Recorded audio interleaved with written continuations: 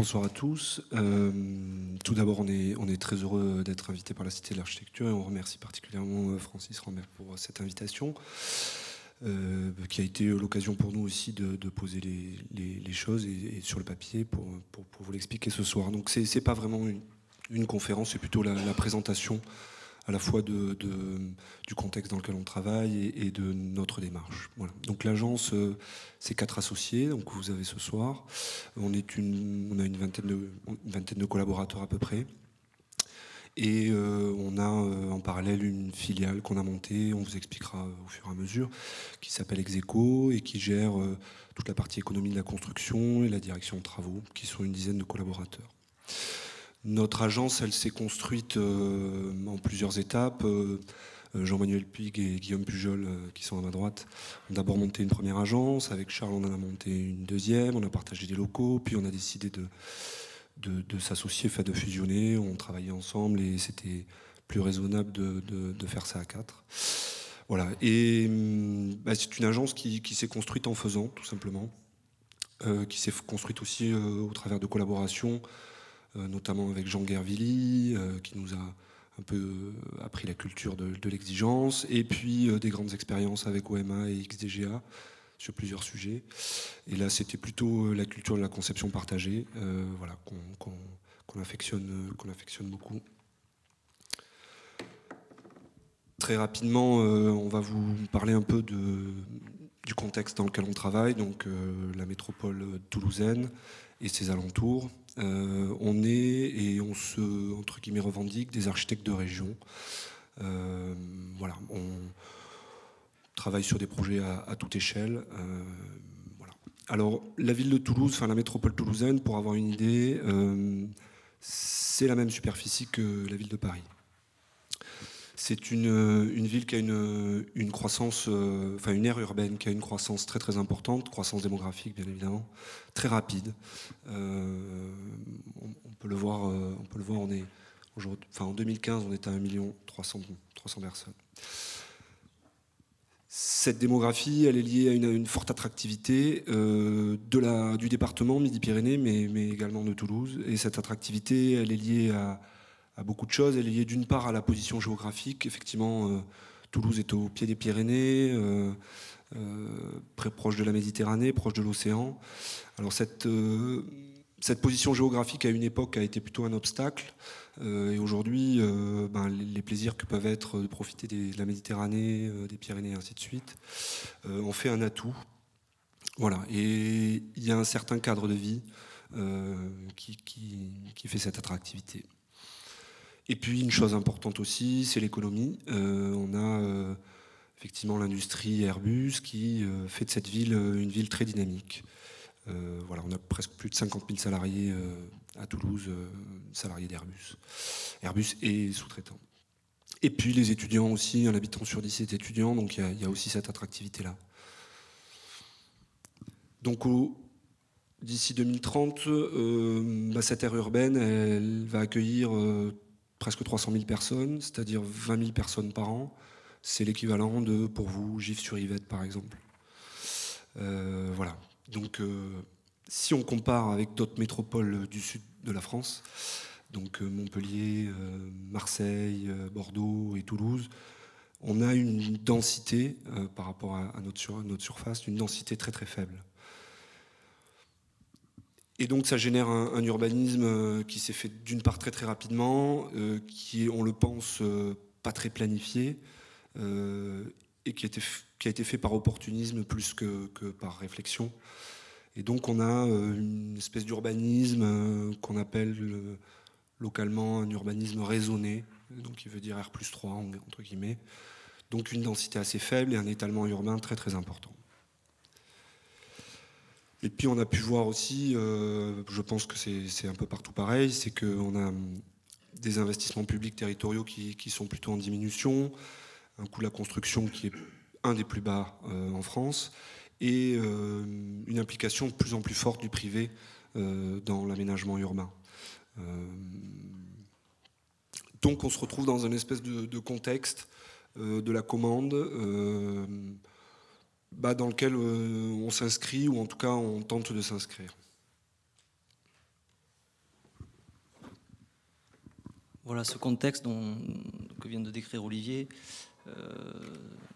ce modèle économique finalement a amené l'agence, depuis son origine, à considérer l'économie de travaux comme une matière d'architecture, enfin en tout cas une donnée, au même titre que les autres. Et donc, on est très attentif à ce sujet-là. Depuis l'origine, l'agence travaille avec des économistes.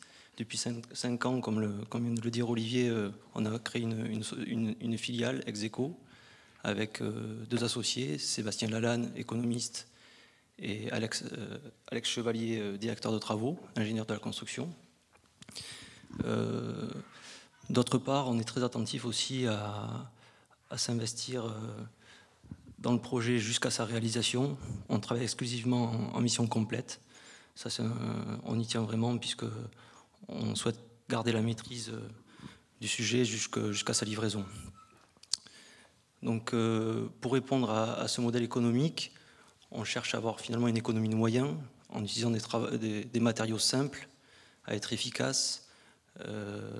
Ces matériaux, ça peut être des matériaux détournés de l'industrie, des bardages métalliques, du bois, voilà, des matériaux finalement assez simples, mais qu'on cherche à mettre en œuvre de manière efficace et simple. D'autre part, on peut aussi utiliser, voilà, vous voyez sur les différentes images, la peinture, une certaine simplicité des matériaux, mais aussi une neutralité pour pouvoir exprimer au mieux nos projets. Un autre sujet aussi qui nous intéresse finalement, c'est... Tu peux avancer peut-être les différents sujets. Donc là, ici, on a utilisé un caillebotis, l'image d'après, une peinture. Un autre sujet important, finalement, c'est aussi la rationalité constructive. On cherche à être efficace, là aussi. Tous nos bâtiments sont tramés. On sait que finalement, la structure compte pour 30 à 40%, voire 50% du coût d'un bâtiment. Donc finalement, c'est une part importante. Et donc, on essaye de dégager le maximum de marge sur ces sujets de structure, en mettant en œuvre, là aussi, en étant adapté finalement, à s'adapter aux modes constructifs régionaux qui sont parfois assez primaires.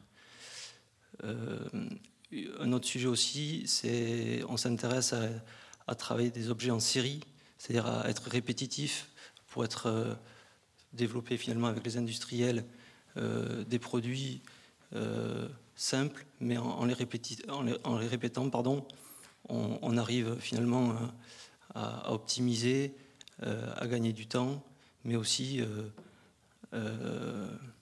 à faciliter leur mise en œuvre.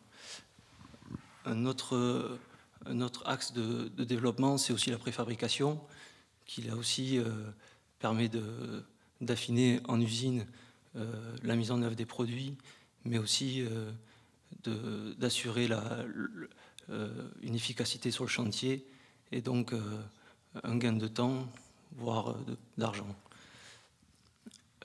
Donc au final, ces différents sujets, ces différents axes de travaux permettent d'identifier, enfin en tout cas nos projets ont une identité spécifique du fait de ces axes de développement.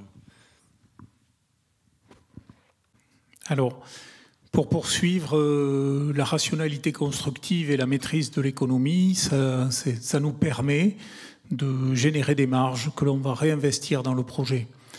Créer des espaces supplémentaires, des espaces en plus, cette idée d'introduire de la générosité dans l'architecture, un thème que bien sûr on relie au travail de l'Hackathon Vassal, par exemple, qu'on aime énormément, dont on apprécie beaucoup le travail. Créer des espaces de qualité dans les circulations, dans les parcours, des espaces de transition qui vont être finalement qualifiés. Tous ces éléments-là peuvent être générés dans un programme assez ordinaire. Dans cette réflexion de créer des marges, d'essayer d'introduire dans nos projets d'architecture une certaine urbanité, c'est quelque chose d'important pour nous, de qualifier les espaces en leur donnant une dimension urbaine, d'une certaine façon, prolonger l'espace public qui rentre dans le bâtiment, qui se déplie, qui se prolonge et qui finalement offre des disponibilités qui brouillent les limites, qui nous permet d'assumer une forme de complexité entre l'intérieur et l'extérieur. Toutes ces thématiques sont des préoccupations importantes pour le travail de l'agence. Dégager des marges, c'est aussi pour nous dépasser le programme. On travaille, on l'a dit tout à l'heure, sur des programmes finalement assez ordinaires, ou on pourrait dire peut-être des programmes du quotidien, qui sont très formatés, au même titre qu'on travaille avec des budgets et des coûts de construction très tendus. On travaille sur des programmes où finalement tout est calibré. Et ce qui nous intéresse beaucoup, c'est ce qui se passe entre les éléments calibrés, entre les différents programmes. Donc on cherche à dépasser le programme, à le manipuler. Ça aussi on l'a appris dans nos collaborations, notamment avec De Getter ou OMA, pour essayer de proposer des lieux en plus ouverts, qui sont non définis. On aime aussi le travail d'Encore Heureux avec les lieux infinis, cette idée finalement que par la non-qualification ou la non-surdétermination des espaces, on va créer des espaces relativement neutres. Je l'ai dit aussi, qui sont disponibles, oui, tout à fait. Et que cette neutralité qui, à un certain moment, pourrait être perçue comme une mise à distance, pour nous, c'est tout à fait autre chose. C'est plutôt une amabilité que l'on offre aux usagers. C'est en fait permettre l'appropriation. Permettre l'appropriation, c'est laisser la place aux usages, c'est créer des espaces finalement qui sont libres, qui sont dégagés de fonctionnalités ou qui viennent s'enrichir par la présence à tout moment, comme dans l'espace public, où là on voit doucement la prise de possession du bâtiment jusqu'à arriver à ce qu'on pourrait appeler, c'est une espèce de forme d'intensification dans les bâtiments où l'usage finalement est non programmé et prend le dessus sur l'architecture. On est surpris et on est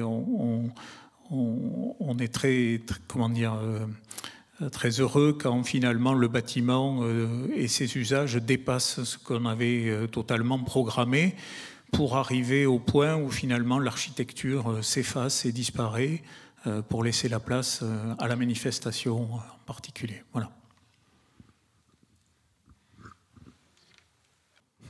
Comme il convient ici de parler quand même un petit peu d'architecture, on ne va pas esquiver la question de l'expression ou de l'identité de nos projets. Vous aurez probablement compris qu'il ne s'agit pas d'une intention, d'une préoccupation première dans notre travail, mais qu'elle est plutôt conséquente. Dans le cadre toulousain qui vous a été décrit tout à l'heure, et puis de commandes plutôt banales, on a donc pris le parti de ne pas subir ces contraintes que peuvent être l'économie, les programmes, les réglementations, les sites plutôt diffus souvent, mais d'en faire des données. Donc c'est ça le contexte complexe du titre de cette intervention. Une architecture pertinente est donc, dans ce contexte multiple, complexe, le résultat négocié d'une démarche pragmatique du point de vue technique et économique et généreuse au sens des usages programmatiques et urbains. Donc on peut faire des associations, pragmatisme et générosité, neutralité et spécificité, efficacité et urbanité, précision et liberté. Donc l'expression de l'architecture, elle advient quasiment mécaniquement lorsque ces deux champs de préoccupation s'agencent et interagissent dans les projets. Donc faisant nôtre les mots de Jean Prouvé, on pourrait dire qu'on ne dessine pas des formes, mais qu'on construit des bâtiments qui en ont une. Leur expression résulte de la pertinence et de la précision des solutions qu'ils apportent aux questions d'usage et de fonction, selon les termes notamment du designer et artiste Martin Zekeli. On parlera donc d'une esthétique de l'efficacité, pour paraphraser Éric Lapierre. Cette esthétique sans rhétorique qu'évoquent Allison et Peter Smithson n'a pas vocation à faire style et à être imposée au projet, mais résulte directement de ces conditions complexes de production.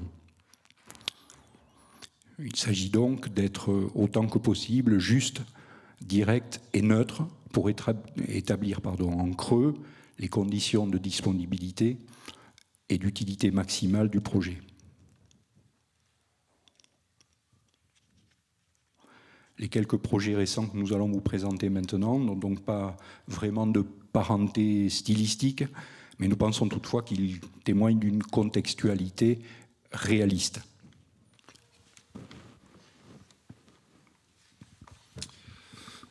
Donc ce premier projet, c'est un projet qu'on a été lauréat d'un concours d'architecture pour un petit équipement municipal en association avec une agence toulousaine qui s'appelle l'agence Taillandier.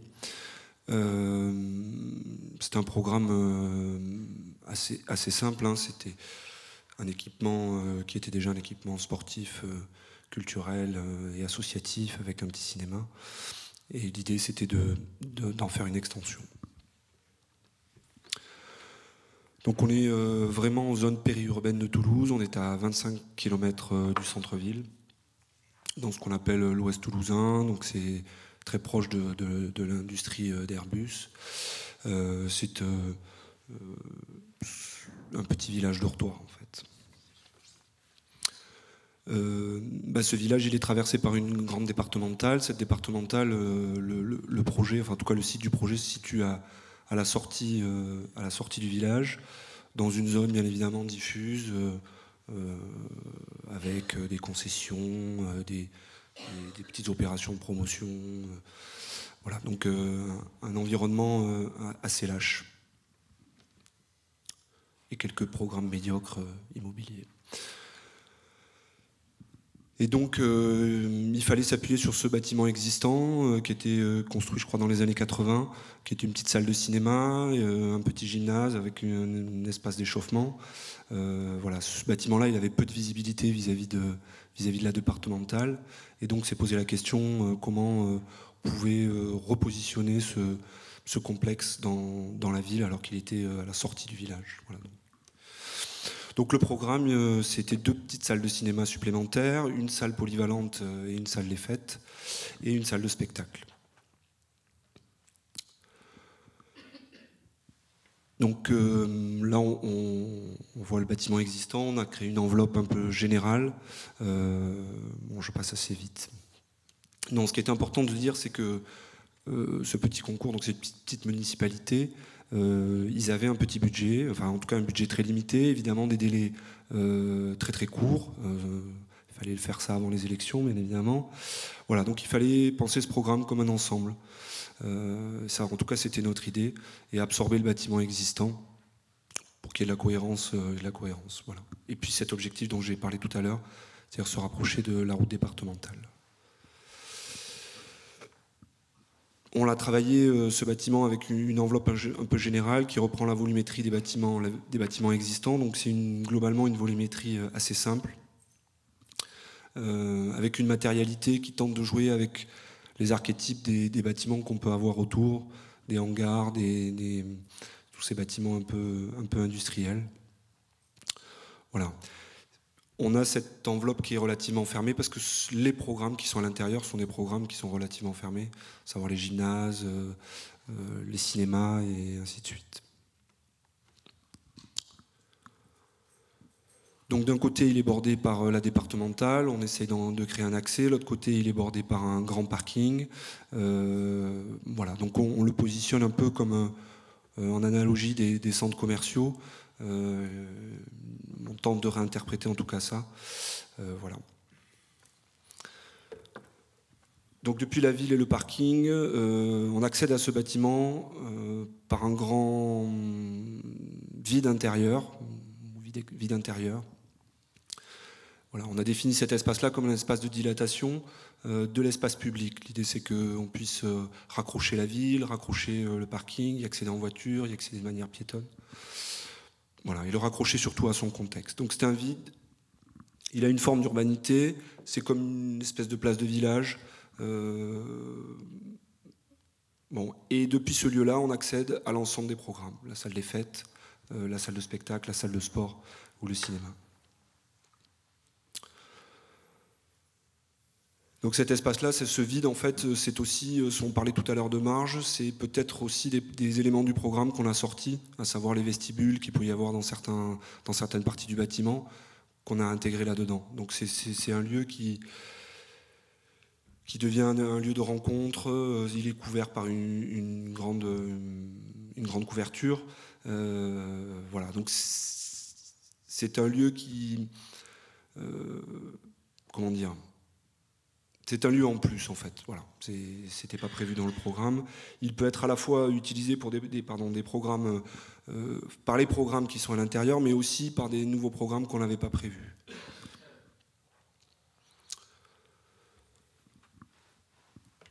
Pendant le projet, on a beaucoup milité pour essayer d'amener des éléments en plus dans le programme et de créer par exemple une concession pour un petit restaurant qui pouvait servir pour toutes les activités à l'intérieur.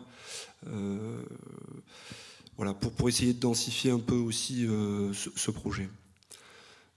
Et puis on a dans la programmation un petit cinéma qui s'appelait, ou qui s'appelle, je sais plus, qui s'appelle Écran 7, qui est une toute petite salle de cinéma, mais qui est un vrai accélérateur dans ce programme, sur lequel il fallait compter. Donc l'organisation du bâtiment, on voit les différents programmes. Ce qui était important, c'est qu'on avait, on le voit là, on avait un petit gymnase existant et on a tenté de tous les espaces complémentaires, à savoir salle de spectacle, salle des fêtes, salle de sport. On les a calibrés sur la même volumétrie et on les a mis en continuité. D'une part pour rapprocher l'ensemble du bâtiment de cette départementale, mais aussi pour les faire fonctionner ensemble. Donc on voit là la salle de spectacle, hein, qui est une salle assez simple, volumétrie relativement simple. C'est une salle noire avec un gradin télescopique. L'idée, c'est qu'on puisse le retirer, le faire disparaître. Et puis on a associé, on le voit sur cette image, une salle polyvalente qui est juste à côté. L'idée, c'est qu'on ait des grandes cloisons coulissantes qui permettent de liaisonner les espaces entre eux. Et puis au fond, on voit le gymnase existant qu'on a remanié. L'idée, c'est que tous ces espaces-là soient en continuité et qu'ils puissent communiquer. Ce qu'on voit ici, par exemple, on est à l'interstice entre les deux espaces, salle polyvalente et cette salle de spectacle. Et en fait, ce grand ensemble, il crée une surface de 1000 m² qui n'était pas prévue au programme. Voilà. Et on s'est rendu compte pendant les études que peut-être cet ensemble pouvait générer des nouveaux programmes. Et par exemple, le maire s'est rendu compte qu'il organisait une exposition. Il avait une exposition sur, je ne sais plus exactement, l'art et l'artisanat. Et il s'est dit, ce serait intéressant de le mettre là-dedans. Donc ça, c'est des éléments programmatiques qui se sont rajoutés, qui n'étaient pas prévus.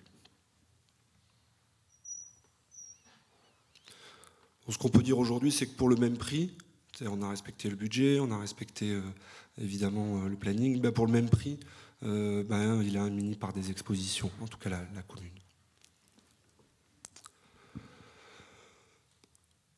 Donc cette question du programme, en fait, c'est ce qu'on appelle, c'est une matière pour nous, c'est vraiment une matière première qui nous aide à produire de l'architecture.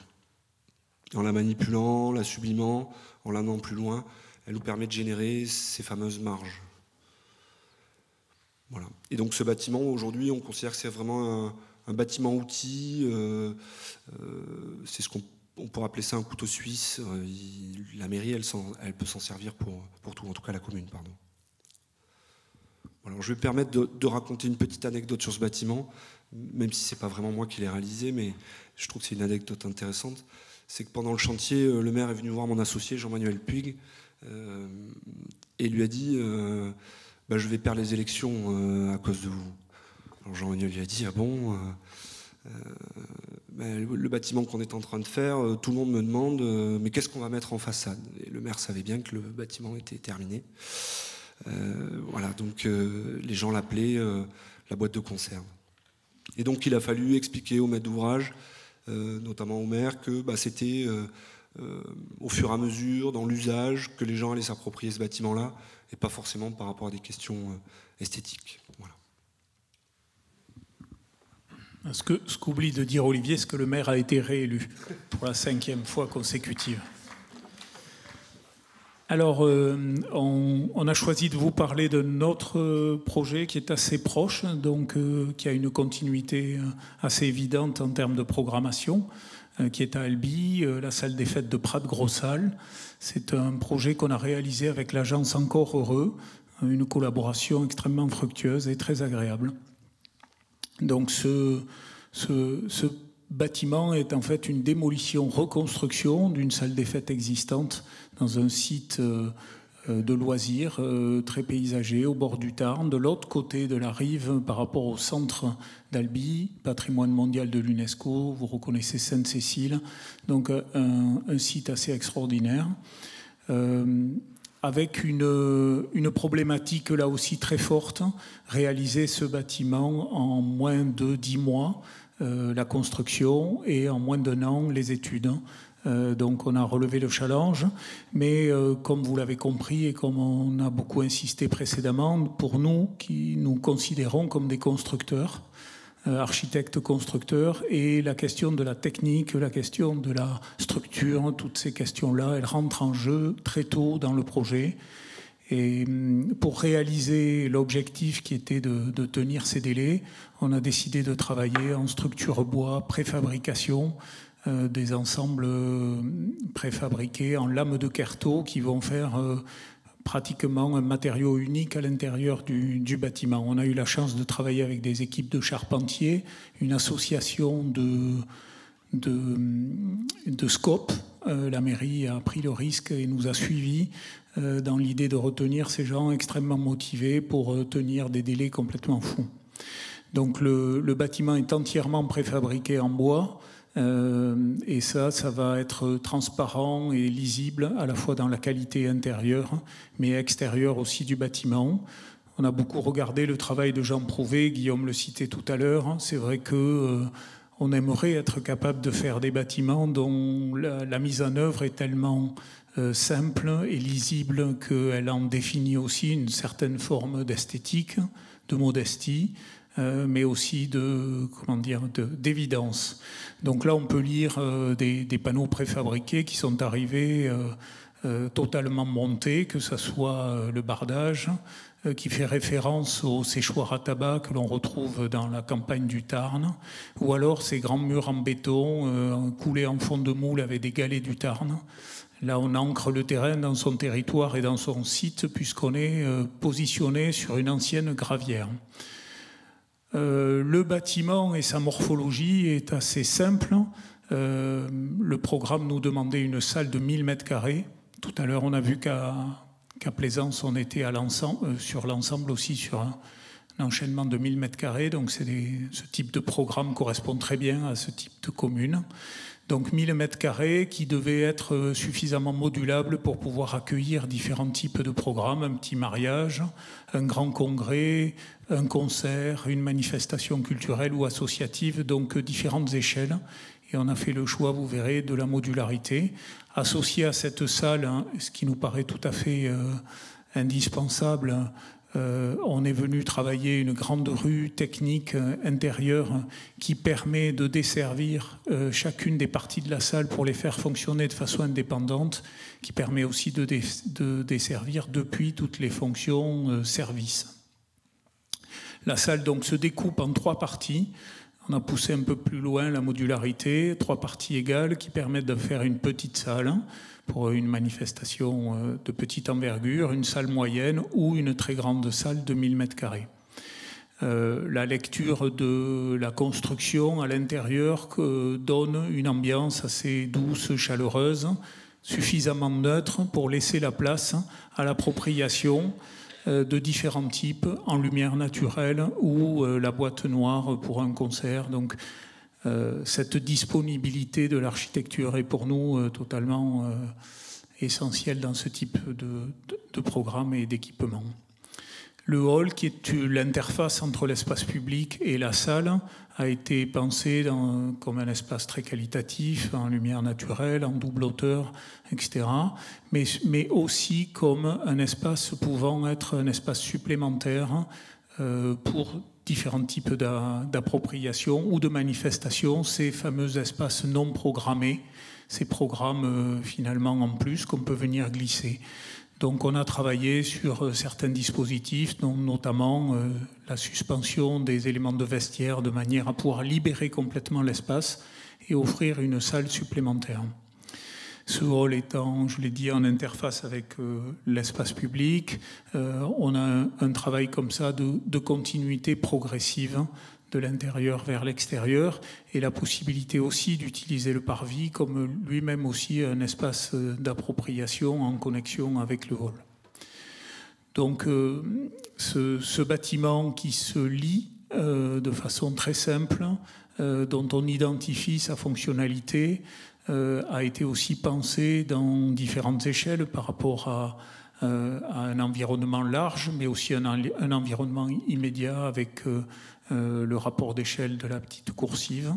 Et cette lecture du bâtiment, on l'espère, suffisamment simple et lisible, discrète et intégrée dans ce contexte naturel. Voilà, une vision un peu lointaine du bâtiment dans son contexte. On va enchaîner avec un bâtiment qui lui aussi est un bâtiment préfabriqué.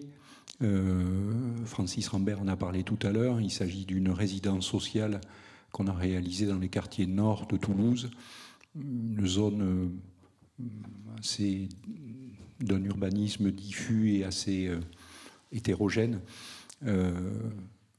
Emma se souvient, Emma Blanc, qui est la paysagiste avec qui on a travaillé sur ce projet et sur tellement d'autres, une sorte de placette qu'on pensait publique et qui en fait était un espace privé, peu défini et peu valorisé, qu'on nous libérait comme un espace de construction avant démolition ou réhabilitation de bâtiments existants. Vous avez ici le contexte d'une petite, donc un espace libre trapézoïdal inclus entre deux bâtiments d'époques différentes. L'un est un foyer des années 60, ce qu'on appelait avant la Sonacotra, et puis un autre bâtiment années 80 assez délicat en termes d'architecture, on va dire, et puis un concours donc en conception-construction. C'est un élément fondamental de ce projet. La commande d'entrée d'Adoma, c'était de réaliser un bâtiment modulaire en bois. On s'est donc rapproché d'une entreprise de charpente des Pyrénées, qui s'appelle donc Pyrénées Charpente, évidemment, qui est à côté de Lourdes. Et on s'est associé, on va dire qu'on a co-conçu ce projet avec l'entreprise du début à la fin. C'était la première fois que Pyrénées Charpente travaillait sur de la construction modulaire de ce type. Donc on a démarré d'une feuille blanche pour développer ce projet sur la base d'un matériau, c'est le module programmé, c'est-à-dire des studios pour accueillir des gens sortant de la précarité ou des personnes âgées immigrées qui étaient logées précédemment dans le foyer Sonacotra. Donc, sur la base de ce matériau du module, on a, on va dire, développé le projet en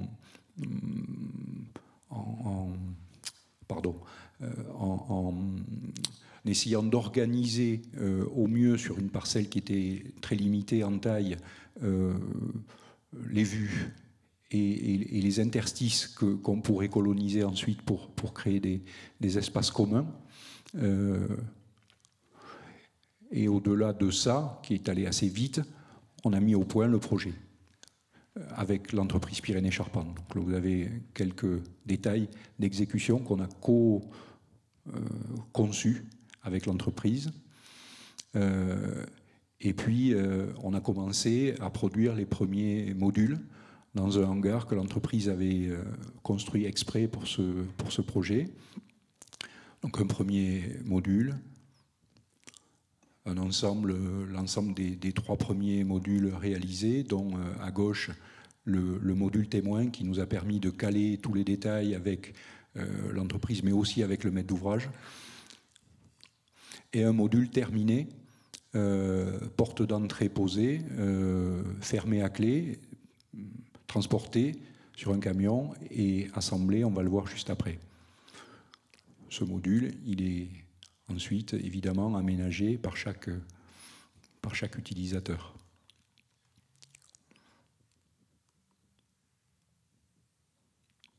Donc, des étapes très rapides de la construction.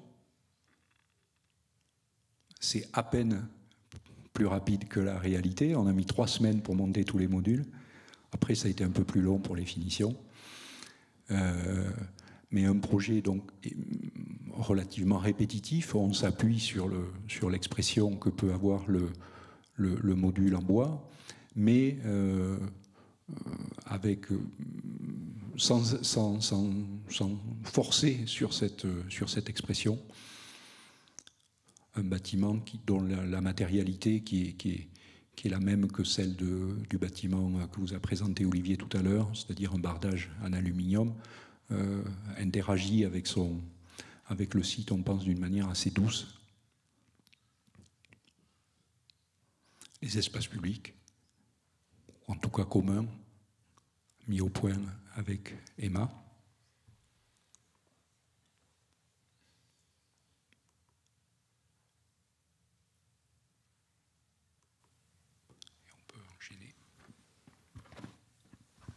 Alors là, nous allons vous présenter un programme de logement. Nous nous situons dans la ville de Muret, à 10 km au sud de la ville de Toulouse, une ville plutôt populaire avec une forte densité de logements sociaux. Donc le quartier Mémat, c'est un quartier qui se situe au nord du centre historique, donc un quartier des années 70 qui représente à peu près 180 logements, un centre commercial au centre. Tous les espaces extérieurs finalement sont dédiés à l'automobile. Le projet, c'est un projet de démolition-reconstruction. Donc de manière assez opportuniste, nous avons utilisé la morphologie du plot pour commencer par démolir le centre commercial, y implanter un premier bâtiment, y reloger les personnes qu'ils souhaitaient dans ce bâtiment, puis par la suite, par tranche, démolir les bars pour au fur et à mesure réaliser cet ensemble que vous voyez sous les yeux. Notre particularité, c'est que nous avons reporté tous les stationnements automobiles en périphérie, le long des voies existantes. Et aussi, cette morphologie de plot, ces implantations nous ont permis de libérer l'espace qu'on peut voir ici en partie basse des bâtiments. Cet espace est un espace public qui peut finalement être occupé par le marché de plein vent qui a lieu toutes les semaines. Donc c'est un véritable projet urbain, c'est donc une place publique. Nous sommes co-auteurs de ce projet avec l'agence Emma Blanc Paysagiste. Donc c'est vraiment la rencontre entre l'architecture et le paysage, puisque c'est un projet totalement cohérent sur ces deux sujets. La place ensuite s'enchaîne sur un parc résidentiel. Ce parc résidentiel qui traverse l'opération, nous avons prolongé un cheminement piéton mode doux qui aujourd'hui traversait déjà la ville, mais permet de le prolonger jusqu'au nord du quartier et surtout depuis le quartier de retrouver le centre historique de la ville. Donc chaque unité d'habitation est composé à peu près de 30 à 40 logements. Auparavant, finalement, on avait une lecture d'un ensemble assez important. Il y avait, je crois, 19 cages. Donc on retrouve une unité d'habitation avec un premier seuil qui est la cour, qui se trouve en pied d'immeuble, qui permet finalement aux enfants en bas âge potentiellement de jouer en sécurité sans être dans l'espace public. On peut voir au sol des dalles qui ont été récupérées sur l'ancien site. Donc il y a tout un travail aussi de récupération des matériaux existants. Nous avons travaillé aussi assez fortement le plan, de manière efficace et simple. Les 4 logements à peu près se développent autour d'un noyau distributif, ce qui permet que chaque logement dispose d'une double orientation en équerre. Le séjour s'ouvre sur un espace privatif qui fait à peu près 9 mètres carrés, donc qui est une véritable pièce à vivre, mais qui assure aussi l'intimité de ses occupants. Donc on peut voir ici une vue d'ensemble. Toujours pareil, nous avons utilisé différents matériaux préfabriqués, le béton, le duo-mur, isolé en façade, le sujet des éléments sériels avec ici les loggias en bois qui ont été préfabriqués, là aussi avec l'entreprise Pyrénées Charpente. Nous avons aussi développé, finalement, on a utilisé plutôt 2 types d'ouvertures. Une ouverture, une fenêtre sur allège pour les chambres et les cuisines, et puis la baie vitrée que vous venez de voir pour les salons. Donc sur les 150 logements que nous avons construits, nous avons 2 types d'ouvertures, ce qui a permis avec l'industriel et l'entreprise de menuiserie d'avoir un élément détaillé, efficace, facile à mettre en œuvre. Et économique. Ce que je dois préciser aussi, c'est que toutes les menuiseries sont en aluminium. Ça, c'est un sujet qui nous anime aussi. Tous les logements qu'on construit ont des menuiseries en aluminium.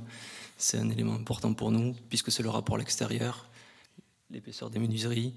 Voilà, enfin, c'est important pour nous. Donc ici, on se trouve au nord du site. Une réserve foncière a été, à peu près d'1 hectare, a été réservée. Emma a créé une sorte de pépinière sur un principe de sylviculture en plantant des arbres tous les mètres. Donc un véritable espace vert naturel.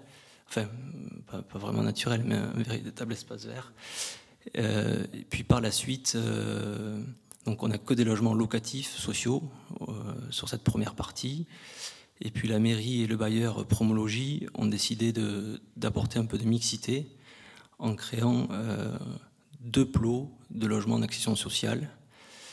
Donc ces plots, ils reprennent un peu les principes développés avant, le même principe de distribution, mais surtout, on voulait répondre à l'idéal finalement des habitants toulousains, c'est-à-dire de la maison individuelle avec son jardin privatif et son espace extérieur. Voilà, donc en fait, nous avons développé des terrasses largement dimensionnées qui en surface font à peu près 25 mètres carrés, c'est-à-dire la surface du salon. Donc on a presque, voilà, c'est exactement la même surface, avec en bout de cette terrasse qui est en porte-à-faux, une jardinière plantée dans laquelle il y a même des arbustes. Donc on voit ici toujours le même principe en quinconce de terrasses qui se développent sur les étages, ce qui fait que chaque terrasse en fait a une double hauteur, si on peut dire. On n'est pas coincé sous un balcon. Ensuite, techniquement, c'est un principe un peu de tiroir. Cette terrasse est portée par les 2 murs de refend latéraux du logement qu'on a venu étirer pour porter cette terrasse de très grande dimension. Donc toujours le plan en croix, si on peut dire, efficace, double orientation, avec cette terrasse largement dimensionnée en tête du séjour. Donc on peut voir ici depuis l'intérieur finalement qu'on a offert aux habitants cet espace extérieur privatif cher aux habitants de la ville de Toulouse. Ici le bâtiment dans son paysage, qui tire finalement son identité de ses plus et de cette efficacité qu'on a amenée sur le projet. Donc on prolonge la présentation par un projet de logement, mais peut-être plus spécifique, une résidence universitaire à Toulouse, dans le quartier de l'université Paul Sabatier, quartier des sciences. C'est un projet que l'on a réalisé avec une équipe pluridisciplinaire, on va dire, l'agence Scalen et l'agence Almudever Fabrique d'architecture, donc 3 agences d'architecture, une agence de paysage ATP, des designers A+B qui ont travaillé sur la plus petite échelle avec nous, et enfin les graphistes documents sur la signalétique. On est situé dans une cité universitaire existante qui est composée par une unité d'enseignement, un IUT, et derrière une ancienne cité des années 60 de logements totalement qui était en perte de vitesse, qui n'était pratiquement plus loué du fait de l'obsolescence de son bâti. Donc le plan de masse est un travail très important. On a essayé de concilier les 3 échelles, urbaine et paysagère, l'échelle architecturale des bâtiments et enfin l'échelle plus domestique du logement étudiant. On est sur un programme de 600 logements qui vient en déconstruction, reconstruction et qui est complété par 400 logements existants qu'on a conservés sur le site. On a travaillé avec un grand vide central qui répond au vide déjà qui organise la cité universitaire et la partie enseignement. On a dégagé donc un espace central qui fait à peu près 50 mètres de côté, qui est le grand lieu du campus et qui fédère, qui associe, qui unifie et qui va permettre à la fois de distribuer et le grand espace d'appropriation à l'échelle du campus. Donc les bâtiments, ce vide est constitué, il est tenu par 2 îlots composés de bâtiments, deux bâtiments en équerre qui viennent, qui libèrent un cœur végétal, un cœur d'îlot, et qui, en se soulevant, constitue le plateau des usages partagés qui est en continuité avec le grand espace central. Donc on est vraiment dans un grand plateau qui permet à la fois de distribuer les différents halls, qui permet d'accueillir toutes les fonctions de service, mais qui libère aussi, comme on en a parlé tout à l'heure, des espaces en creux, des grandes générosités, des espaces appropriables pour les étudiants. Ce travail de continuité est pour nous très important. Il libère totalement, il fait qu'on est dans un campus actif, dans un campus ouvert, traversé. Il n'y a pas de limite avec le quartier. On peut traverser pour rejoindre la station de métro, on peut traverser pour partir à l'université. Et une grande liberté, flexibilité des espaces qui vient de cette manipulation de lever les bâtiments et de libérer le sol. La dimension, on va dire, plus domestique s'organise autour de ce jardin central qui est un jardin d'agrément, qui est un espace de calme, qui met à distance par rapport à la grande prairie centrale du campus. Cette idée que le campus est aussi, a aussi une dimension verticale.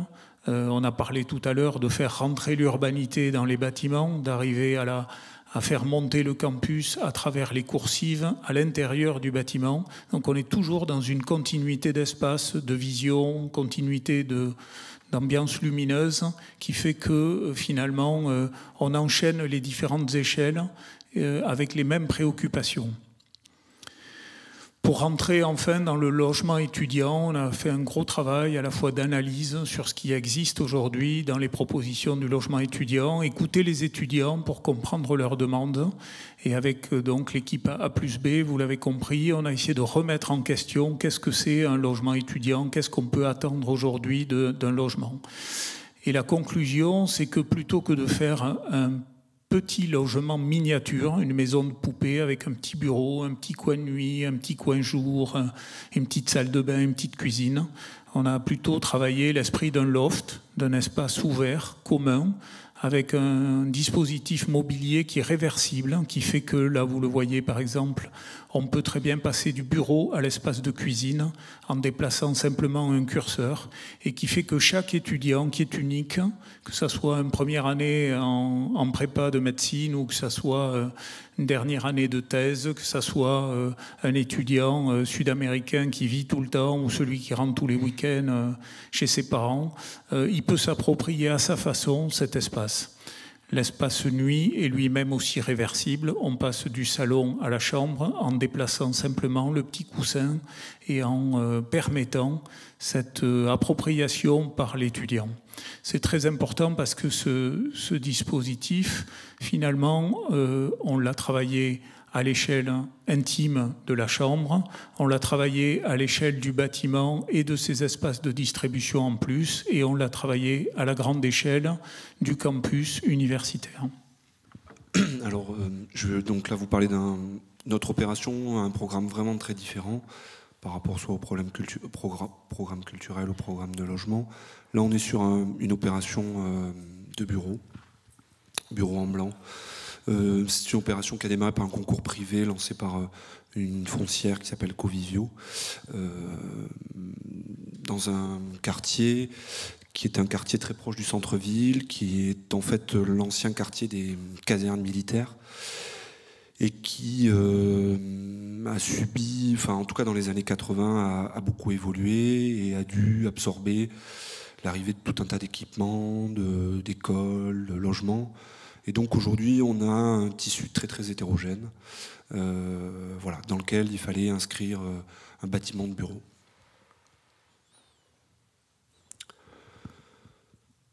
Donc le site, il est fortement marqué par le canal du Midi, donc ouvrage d'art classé au patrimoine mondial de l'UNESCO.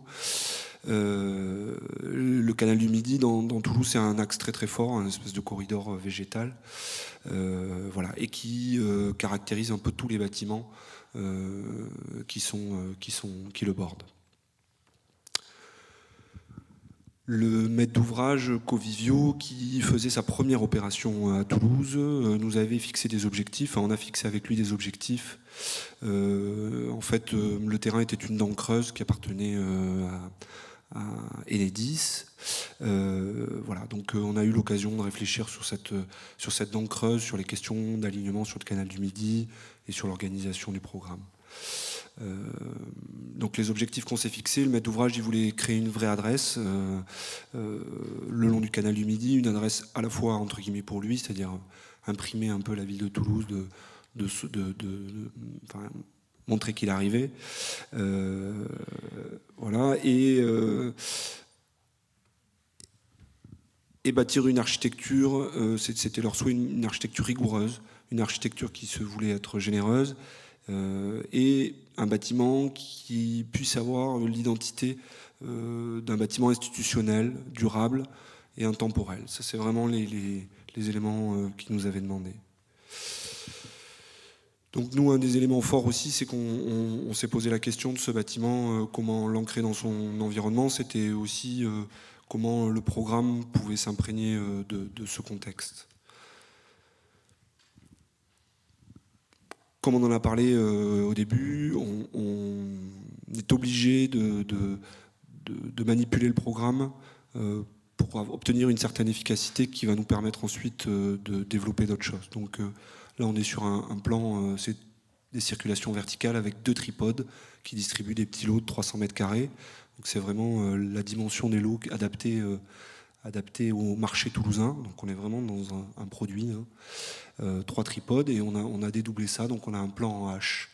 Ce plan en H, il avait aussi pour objectif de ménager un peu les environnants et de surtout créer le maximum de linéaires de façade pour avoir un maximum de bureaux éclairés en premier jour. Et c'est ce qu'on voit ici. Donc effectivement, avant même de se poser les autres questions, il faut déjà avoir rempli ces conditions pour pouvoir ensuite échanger avec le maître d'ouvrage.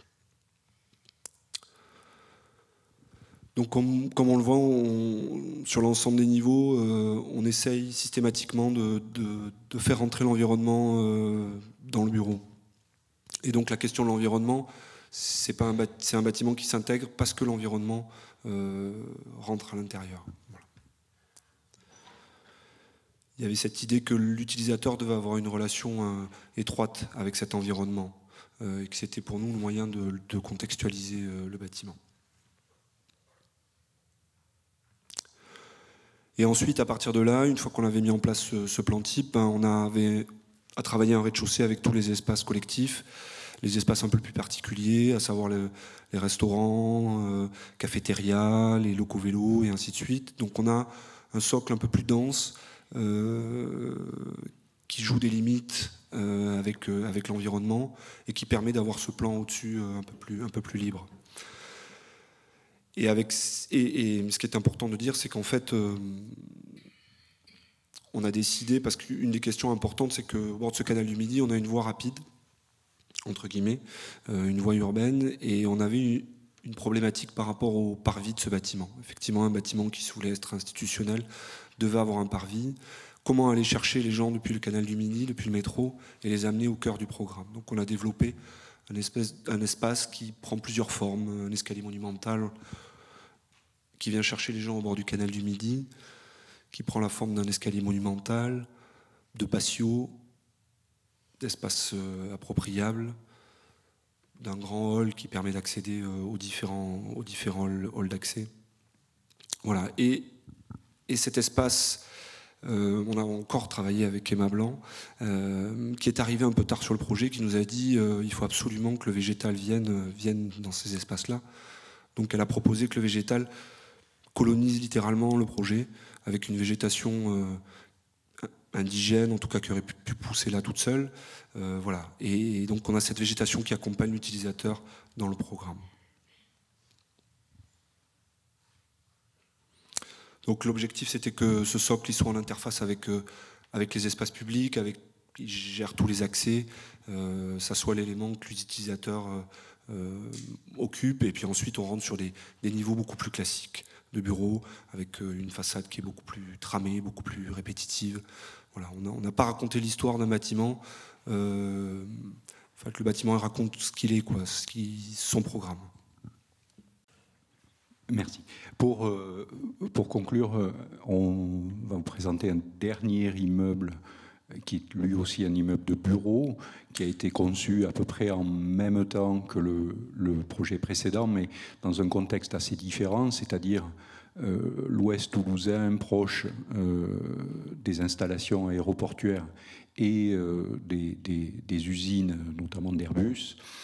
Un contexte assez courant à Toulouse, dans une petite ZAC d'activité de Colomiers, qui est une commune, la deuxième commune de la Haute-Garonne, qui est limitrophe à Toulouse, sur laquelle sont implantées énormément d'entreprises liées à Airbus.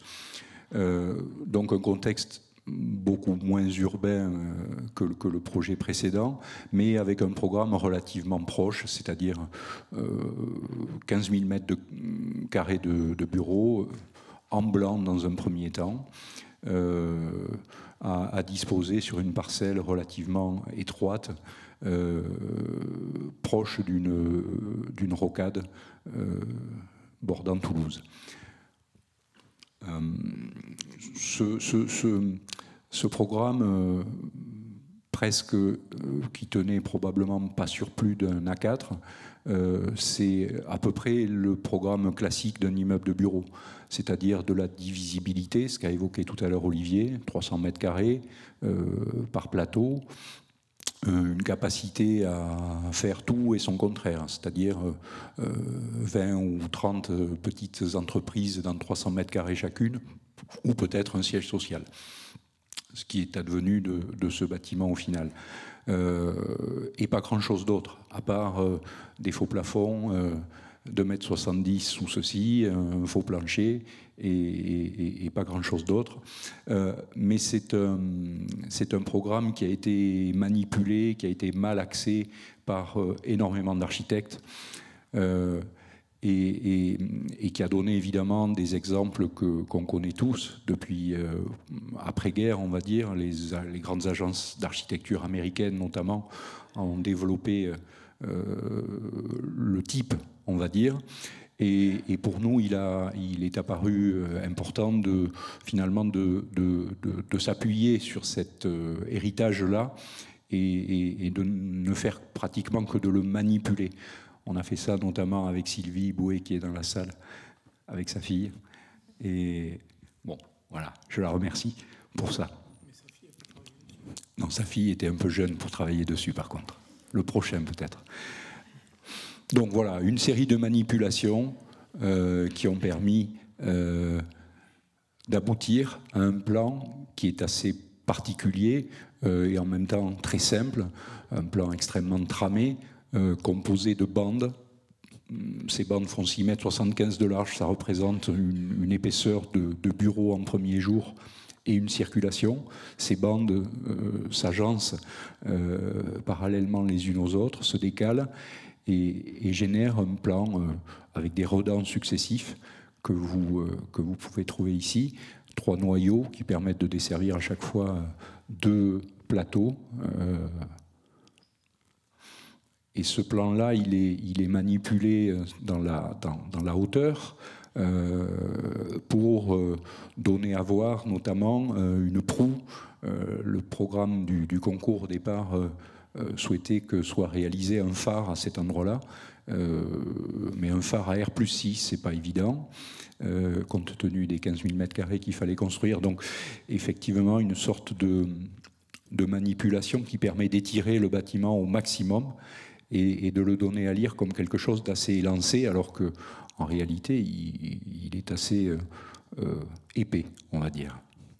Et puis, positionner des terrasses, orienter le bâtiment à la fois vers les espaces aéroportuaires au nord et vers la chaîne des Pyrénées au sud. Donc cette implantation, très très dense sur le terrain, on la lit très très bien ici sur cette photo des sous-bassements, des 2 niveaux de parking souterrain qui occupent presque toute la parcelle.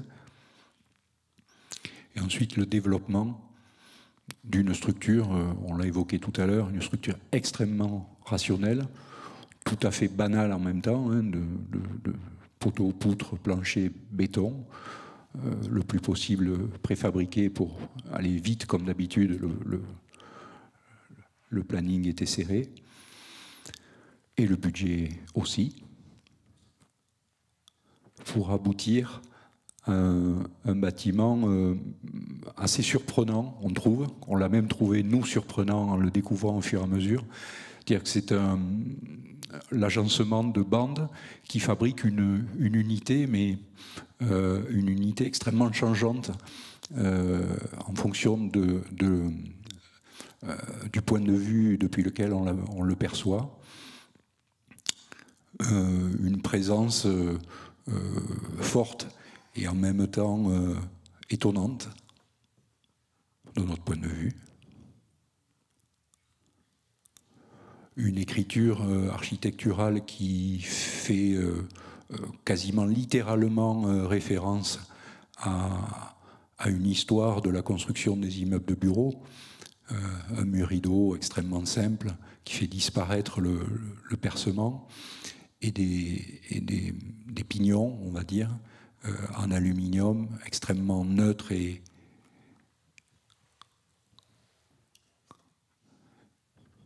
qui trouvent une petite coquetterie, on va dire, dans leur extrusion en façade sud, qui trouve un petit relief au droit des nervures verticales du mur rideau, qui permettent de donner un peu de profondeur à la façade et surtout une protection solaire.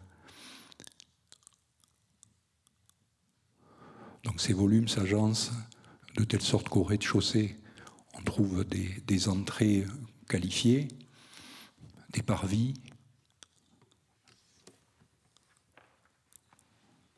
un poste de garde qui a été intégré au bâtiment, alors que souvent dans ce type de bâtiment, on a des sortes de cahutes à l'entrée du parking.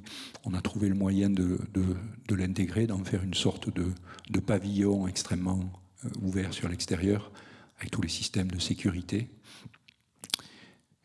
Et puis un hall principal qui, lui, fait office de showroom pour l'entreprise qui s'est installée. Très grande neutralité et retenue dans les matériaux, un sol en béton poli, un plafond modulaire en résille. Des espaces le plus possible modulables au rez-de-chaussée, donc toutes les salles de réunion qui sont additionnables à l'espace du hall pour les grandes manifestations que peut avoir à traiter en interne l'entreprise. Des salles communes, ici le restaurant, qui tente de créer un espace un tout petit peu plus recueilli par rapport à l'espace global du terrain qui est occupé par des véhicules, qui est proche d'un dépôt de bus. Donc une sorte de patio qui protège ces espaces. Et puis évidemment le nerf de la guerre, les plateaux de bureaux, extrêmement simples, eux aussi, qu'on a eu la chance de traiter pour la signalétique avec la société Document, qui avait aussi travaillé sur le programme de résidence étudiante tout à l'heure. Et le plan qui se prêtait finalement très très bien au souhait de l'entreprise Stelia qui s'y est installée, qui est un sous-traitant d'Airbus, qui souhaitait faire travailler un petit peu plus sur des plateaux en open space ses collaborateurs. Et donc les effets de redans des plans permettent de créer des open space, mais de taille raisonnable, on va dire, d'une quinzaine de personnes. Et l'épaisseur du bâtiment permet de faire en sorte que les circulations principales ne traversent pas ces open space.